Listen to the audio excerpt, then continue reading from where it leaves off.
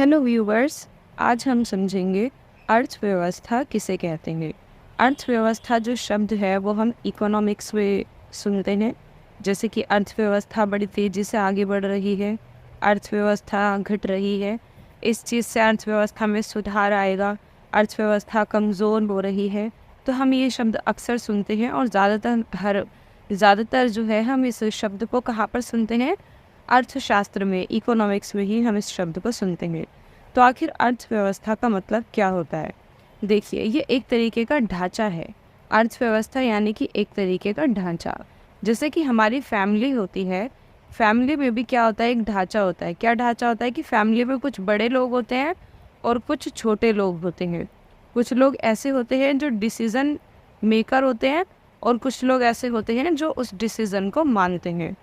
तो वो बड़ा कोई भी हो सकता है, किसी का दादा दादी, नाना नानी, भैया भाभी, कोई भी हो सकता है बड़ा, ठीक है। ज़रूरी नहीं कि पेरेंट्स हो। तो ये फैमिली का ढांचा हो गया।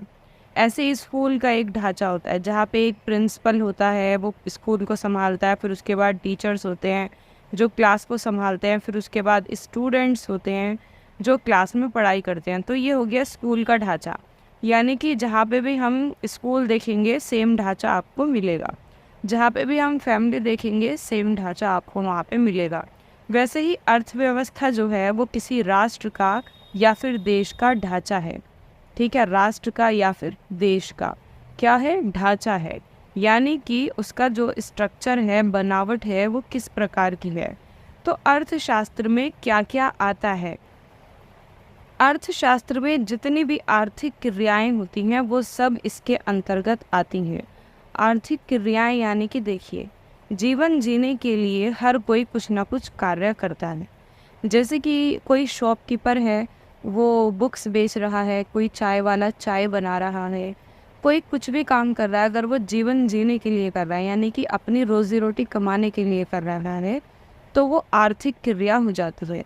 जैसे कि कोई लेडी है, किसी के घर पे जाके बर्तन धोती है और वो बर्तन धोने के 20,000 रुपये पर मंथ या फिर मान लीजिए 2,000 रुपये पर मंथ लेती है। तो ये क्या हो जाएगी? आर्थिक क्रिया हो जाएगी। सेम बर्तन वो अपने घर में धोती है, तो घर में जब वो धोती है तो वो सेम काम फ्री में करती है और फ्री में उसको कुछ नहीं मिलता, तो तब वो आर्थिक क्रिया नहीं होगी। यानी कि ऐसी जितनी भी क्रियाएं हैं जो धन कमाने के लिए की जाती हैं, अर्थव्यवस्था में चलाने के लिए की जाती हैं, जीवन जीने के लिए की जाती हैं, वो सारी क्रियाएं आर्थिक क्रियाएं होती हैं। तो एक देश में या फिर एक राष्ट्र में कितनी आर्थिक क्रियाएं हो रही हैं, किस लेवल पर हो रही हैं, लोग कितना पैसा कमा रहे हैं, कितना खर्च कर रहे हैं, कितना उत्पादन हो रहा है और कितना लोग उस उत्पादन का यूज़ कर रहे हैं, ये सारी जितनी भी चीज़ें हैं उन सब का लेखा जोखा, उन सबको प्लस करना, उन सबको जोड़ना, उन सबका हिसाब किताब लगाना ही अर्थव्यवस्था कहलाता है। यानी कि एक राष्ट्र के अंदर, एक देश के अंदर जितनी भी ऐसी क्रियाएं होती हैं जो कि आर्थिक क्रियाएं की जाती हैं, जैसे कि कृषि करना, व्यापार, बैंकिंग, बीमा, परिवहन, संचार, रोजगार के लिए जितनी भी चीज़ें की जाती हैं वो सारी की सारी अर्थव्यवस्था के अंतर्गत आती हैं और उसको कहते हैं अर्थव्यवस्था। यानी कि एक ऐसी व्यवस्था जिसमें राष्ट्र का या फिर देश का ढांचा पता लगता है कि देश में जो लोग हैं वो जीवन जीने के लिए क्या करते हैं।